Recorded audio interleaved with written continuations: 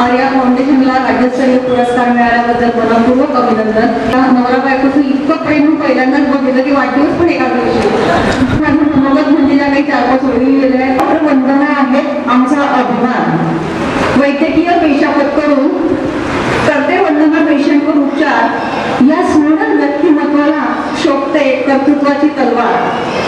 केली सोय मुलांसाठी शिक्षणाची, खूप मेहनतीने कष्टाने जिद्दीने करून काम.